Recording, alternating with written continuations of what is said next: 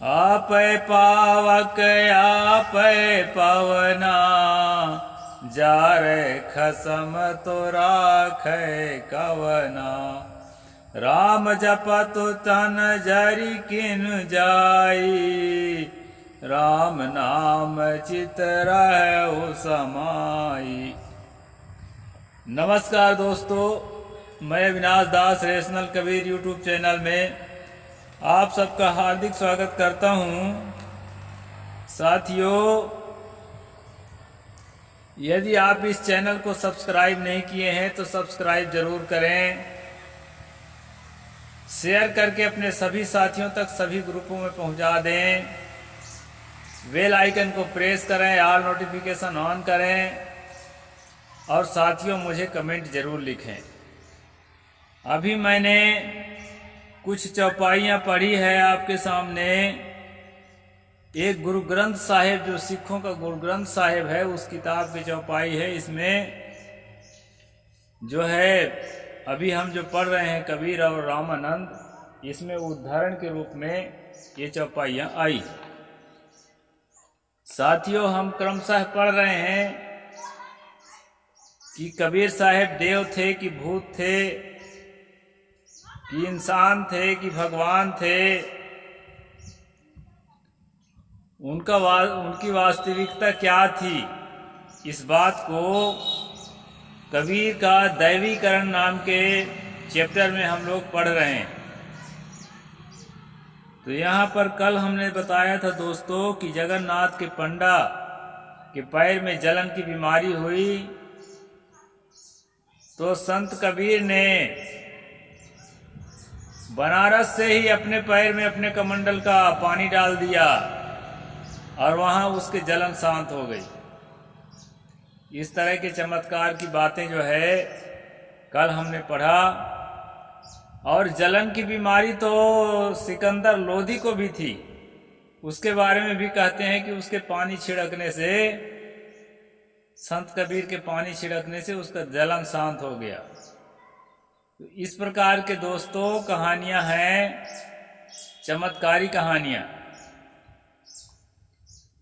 अब सवाल ये होता है कि चमत्कारों का घोर विरोधी संत कबीर, वो स्वयं कैसे चमत्कारी हो सकते हैं। जो व्यक्ति किसी वात रोगी को बोले कि देखो वात रोगी को खटाई नहीं खाना चाहिए, खटाई खाने से बीमारी बढ़ेगी, और स्वयं वात रोग से पीड़ित हो और आम इमली खाता हो, ऐसा तो नहीं हो सकता। तो दोस्तों, इसी पर हम लोगों को विचार करना है। आगे कहते हैं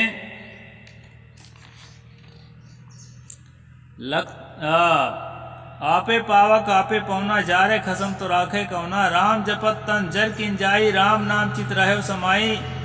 काको जारे काही होई हानि, नटवर खेले सारंग पानी। कहू कबीर अखा दुई भाखी, होईगा खसम तो लेगा राखी। ये दो अक्षर का राम नाम जो है जपने से कबीर बच जाते थे। दोस्तों, संत कबीर को वैष्णवों ने जब अपने खेमे में ले लिया किताब के माध्यम से, तो राम भक्त बनाना स्वाभाविक था, और राम भक्त बनाए तो राम की महिमा भी बताना स्वाभाविक था। तो ये जो महिमा है राम की है, और ये जो चमत्कार है वो कबीर का है। कबीर का चमत्कार राम की महिमा पर आधारित है। ऐसा जो है इसमें वैष्णव लेखकों ने चित्रित किया है। भ्रम में मत रहना, चमत्कार महिमा नाम की कोई चीज नहीं होती है। हमारे बहुजन नायकों को, महानायकों को अपने खेमे में लेने के लिए ये षड्यंत्र रचा जाता है। दोस्तों, इस षड्यंत्र को आप सबको पहचानना पड़ेगा। वो तो आधुनिक काल है, नहीं तो हो सकता है बाबा साहेब डॉक्टर अंबेडकर के जीवन में भी बहुत सारे चमत्कार लिख दिए जाते, और हो सकता है लिख भी दें, अभी कहा नहीं जा सकता। तो आगे चलते हैं और क्या कहते हैं कि इन पंक्तियों का आधार मानकर आगे कबीर को आग में जलाने की कथा गढ़ी गई। जैसे कि भक्तमाल के टीका में प्रियदास ने लिखा है, लकरिन मांझ डारी अगिन प्रजार दई, गई मानो भई देह कंचन लजावही। आग की चिता जला करके उसमें कबीर को डाल दिया गया। आग जल के खाक हो गई। इसके बाद जो है इतना सुंदर उनका शरीर बचा रह गया, जैसे सोना से भी ज्यादा मतलब चमकदार और सुंदर। ऐसा जो है ये प्रियदास नाम के लेखक ने लिखा। और ये सारे लेखक जो हैं मनुवादी और वैष्णव संप्रदाय के हैं दोस्तों, कबीरपंथी नहीं है। कबीरपंथियों की लिखी किताब उसमें भी कुछ परंपराएं हैं चमत्कारी, लेकिन जो है जो मूल परंपरा पारक सिद्धांत है, इसमें चमत्कार जैसी चीजों को स्वीकार नहीं किया जाता है। अभी तक कबीर बानी और कबीर पंथ के नाम से जो बात फैली है विद्वानों में, लेखकों में, प्रोफेसरों में और यहाँ तक कि आम जनता में, उनमें अधिकतम बातें जो है पारक सिद्धांत की नहीं है, जो कबीर साहब की मूल विचारधारा है। इसमें कोई चमत्कार नहीं होता है दोस्तों। हम लोग पूरी तरह से रैशनल होते हैं, तर्कशील होते हैं, बुद्धिजीवी होते हैं, वैज्ञानिक सोच वाले होते हैं। इस बात को भी आपको समझना होगा, क्योंकि हमारी संख्या कम है, दूसरी परंपरा के शाखाओं के अनुयायियों की संख्या ज़्यादा है। इसलिए सबके दिलो दिमाग में वही बात घूमती है कि कबीर साहिब एक चमत्कारी व्यक्ति थे। तो आगे हम चलते हैं दोस्तों। ग्रंथ के प्राचीन ग्रंथों में कबीर साहिब के संबंध में चमत्कारिक वर्णन किया गया है, जिसका सारांश इस प्रकार है। कबीर का निर्गुण भक्ति के प्रभाव से सदेह परलोक गमन। संत रैदास। अब एक तो यहाँ संत रैदास जी भी यहाँ पर जो है अंधविश्वास फैलाए कि वो जो है मरने पर पूरे शरीर सहित जो है वो सतलोक चले गए। रैदास जी ने भी लिख दिया। यह रैदास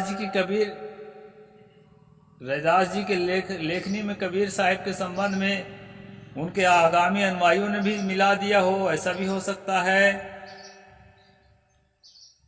भगवान का कबीर के घर अनाज पहुंचाना। मीराबाई ये भी फेमस लेखक हुई है, इन्हें लिख दिया कि भगवान ने कबीर के घर में अनाज पहुंचाया। कबीर को जंजीर में बांधकर गंगा में डुबाना। गुरु ग्रंथ साहिब। उनको मतवाला हाथी से कुचलवाना। गुरु ग्रंथ साहिब ये सिखों का सबसे प्रसिद्ध ग्रंथ है दोस्तों। भंडारे में भगवान द्वारा कबीर की सहायता करना। अनंत दास जो परिचय लिखा है। जगन्नाथ के पंडे के जलने से बचाना। प्रियदास कबीर को आग में जलाना। प्रियदास। सिकंदर लोधी द्वारा कबीर पर अत्याचार करना। प्रियदास। उपर्युक्त आठों घटनाएं प्राचीन हैं, किंतु काल क्रमानुसार इनमें संत रैदास जी सबसे प्राचीन है। फिर भी रैदास जी की रचनाओं में ज्यादातर चमत्कार नहीं हैं। कबीर का सदेह परलोक गमन के अतिशयोक्ति जरूर है, किंतु उक्त पद में कबीर के निर्गुण भक्ति के प्रति उनकी आस्था परिलक्षित होती है। मीराबाई उनसे और पीछे की हैं तथा उनकी रचनाओं में पौराणिकता की झलक है। गुरु ग्रंथ में वर्णित चमत्कार प्रक्षिप्त हैं और जो अन्य संतों द्वारा रची गई जान पड़ती हैं, जिसे बाद में सिखों ने गुरु ग्रंथ साहिब में संकलित कर लिया गया। उक्त प्रसंगों में कहीं पर भी सिकंदर लोधी का जिक्र नहीं है। लगता है सिकंदर वाली बात पीछे जोड़ी गई है। अनंत दास की कबीर परिचय में पहली बार सिकंदर का उल्लेख हुआ है। इसके 100 वर्ष बाद प्रियदास ने भक्तमाल की टीका लिखी थी, अर्थात सिकंदर लोधी वाली कहानी प्रक्षिप्त है, क्योंकि कबीर के समसामयिक संतों ने इस बात का कहीं पर भी उल्लेख नहीं किया है। संत रैदास जी, पीपा जी, सेन जी, धना जी, यहाँ तक कि गुरु नानक देव और संत दादू साहेब ने भी अपनी रचनाओं में इन बातों का जिक्र नहीं किया है। यानी सिकंदर लोधी के साथ जो घटनाएं बताई गई है 52 कसनी का, ये 52 कसनी जो है उनके समकालीन लेखकों ने किसी ने नहीं लिखा है, ये बात हमें समझना होगा। अनंत दास प्रियदास परंपरा के पौराणिक हैं, जिन्हें गप्पों की भरमार रहती है, जिसमें गप्पों की भरमार रहती है। कबीर के चिंतन सदैव वैज्ञानिक तथा तर्कपूर्ण रहते हैं। उनकी पौराणिक बातों से 36 का आंकड़ा है। जब कबीर उनके अवतारी राम को ही अपना आराध्य नहीं मानते, तब उनके द्वारा रक्षा करने की बात कैसे कर सकते हैं। निश्चित है कि कबीर साहब के जीवन चरित्र में जो पौराणिक, अलौकिक तथा दैवी चमत्कार जोड़ा गया है, वे सब प्रक्षिप्त हैं और पीछे के भावुक लोगों द्वारा जोड़े गए हैं, जो सारहीन तथा त्याज्य हैं। इतना जरूर है कि तत्कालीन शासक मुल्ला तथा ब्राह्मण ने कबीर को बहुत सताया। इन बातों से प्रमाण उनकी रचनाओं में भरे पड़े हैं। सांच कहो तो मारन धावे, संतो बोले ते जग मारे, सांच कहो तो सब जग खींचे, आदि ऐसे शब्द हैं कबीर वाणी में, जिससे ये माना जा सकता है कि तत्कालीन जो सत्ता के, कहना चाहिए कि जो सत्तारूढ़ जो लोग थे, उन्होंने सताया होगा, इस बात का संकेत मिलता है। और जो धर्म सत्ता वाले तो सता ही रहे थे। अब हम विचार करेंगे कि कबीर अनुयायियों में उन पर कैसे कैसे चमत्कार आरोपित किया है। कबीर साहिब की जीवनी में अलौकिकता धर्मदास विक्रम संवत 1625 से 1700 के समय में दिखाई पड़ती है। धर्मदास ने अपने अर्जीनामा में कबीर पर अतिशयोक्ति तथा अलौकिकता का अंबार लगा दिया। उन्होंने लिखा है कि रामचंद्र समुद्र में पुल बनवाने को विकल थे, दुखी थे। कबीर ने पत्थर पर सत्य नाम लिखकर पुल निर्माण में राम की सहायता की थी। उन्होंने रानी इंद्रमती को तक्षक से डसने से बचाया, पांडवों के यज्ञ संपन्न करवाया, कलयुग में साधुओं को बंधन छुड़ाया तथा सुल्तान की भक्ति में लगाया। वे प्रथम जगन्नाथपुरी में समुद्र हटाकर भगवान के मंदिर स्थापित करवाए, सेठ की नाव में समुद्र तूफान बचाए, जगन्नाथ के पंडे को जलने से बचाए, उनके सिकंदर के 52 कसनी को निष्फल किया, कमाल को जीवित किया, मगहर में सूखी नदी में पानी बहाया और वे सूखे बरगद के पेड़ को हरा भरा कर दिए थे। धर्मदास साहेब जो है इस पर जो है अपने पद में इन सब बातों को लिखा है। धन्य कबीर कुछ जलवा दिखाना हो तो ऐसा हो, बिना माँ बाप के दुनिया में आना हो तो ऐसा हो, उतर आसमान से एक नूर का गोला कमल दल पर, वो आकर बन गया बालक, बहाना हो तो ऐसा हो। ये जो है धर्मदास साहिब ने लिखा है दोस्तों। तो हमें खास बात समझना है कि कबीर साहिब के जीवन में जितने चमत्कार हैं, महिमा है, अंधविश्वास है, कुछ तो मनुवादी वैष्णव संतों के द्वारा लिखा गया है और कुछ जो है कबीर अनुयायियों द्वारा भी लिखा गया है। क्योंकि एक कबीर अनुयायी मुझे मिला था, महंत ही है, वो खरसियां गादी से संबंधित है। उससे मेरी जब वार्ता हुई तो दोस्तों उसने कहा ये दुनिया भर के चोर, बदमाश, हत्यारा, बलात्कारी भगवान बन बन के भारत में घूम रहे हैं और जिसको विष्णु, ब्रह्मा, शिव कहते हैं, उनके पुराणों में कहानी पढ़ेंगे, तमाम बलात्कारों की कहानी है, छल कपट की कहानी है, हत्याओं की कहानी है। ऐसे लोगों को संसार का परमात्मा मानकर पूजा किया जा सकता है। तो एक निर्मल संत सदगुरु कबीर साहब को भी हम भगवान बना के पूजा करते हैं, तो क्या उसमें बुराई है? कम से कम उससे तो बेहतर है ना। ऐसा कह के जो है वो जो है पल्ला झाड़ दिया। तो ऐसा करना ठीक है, मैं ऐसा नहीं कहता दोस्तों, क्योंकि जो अंधेरा है, जो चमत्कार है, जिससे सतगुरु कबीर साहब हमें निकालना चाहते हैं, हम खुद तो उस चमत्कार में, उस महिमा में उस अंधविश्वास में घुस ही रहे हैं और साथ साथ कबीर साहब को भी उसी में घुसा रहे हैं, ताकि जो है संसार में प्रकाश फैलाने वाला कोई न बचे। ये साजिश है दोस्तों। कोई भी ब्राह्मण या ब्राह्मणवादी आदमी कबीर पंथ में या किसी पंथ में घुसेगा तो वो जो है ना आपको चमत्कार से मुक्त करने के बजाय चमत्कार में ही ठेलना शुरू करेगा। अंधेरे में ही अंधकुप्पा में जियो, प्रकाश में मत आने पाओ, उसका ये प्रयास रहेगा। और यही हुआ है कबीर पंथ के साथ दोस्तों। एक तो ब्राह्मण इस पंथ में घुसे और दूसरा ब्राह्मण के जो कट्टर अनुयायी थे उनके चप्पल सूंघने वाले ऐसे लोग घुसे, तो निश्चित है कि चप्पल सूंघने वाले जो हैं अपने मालिक की वफादारी करेंगे और ब्राह्मण बात को कबीर पंथ में स्थापित करेंगे, और किया ही गया है। तो ये सारी बातें जो है दोस्तों इस किताब के माध्यम से मैं आपको बता रहा हूँ, और जो है ऑन रिकॉर्ड है, इसको आपको समझना होगा। कबीर साहब लीला दिखाने के लिए दुनिया में आए थे, उनका कोई माँ बाप नहीं था। आसमान से एक नूर का गोला कमल पुष्प पर उतरा और वही बालक बन गया। उसी बालक को नीरू नीमा अपने घर में लाकर पाला पोसा था। वही कबीर कहलाए। वसुतः अयोनिज थे। अयोनिज मतलब जो है जो महिलाओं का जो गुप्त स्थान है जिसमें से हम सब पैदा हुए हैं उसको योनि कहते हैं दोस्तों, और उस योनि से जो ना पैदा हुआ उसको अयोनिज कहते हैं। तो कबीर साहब को भक्तों ने अयोनिज माना है। उनके न तो पंचतत्व युक्त देह ही थे और न वे साधारण मनुष्य थे, वे अविगति से आए थे। उनका भेद मर्म कोई नहीं जानता। जब उनका कोई माता पिता ही नहीं तब भला जुलाहा कैसे हुए। इन लोगों ने कबीर के मुंह से कहलवाया, हार चाम मेरे नहीं कोई, जुल्हा जाति हम नाही। ना हम जन्मे गर्भ बसेरा, बालक होय दिखलाए, काशी शहर जंगल बिच डेरा, तहां जुलाहा पाए।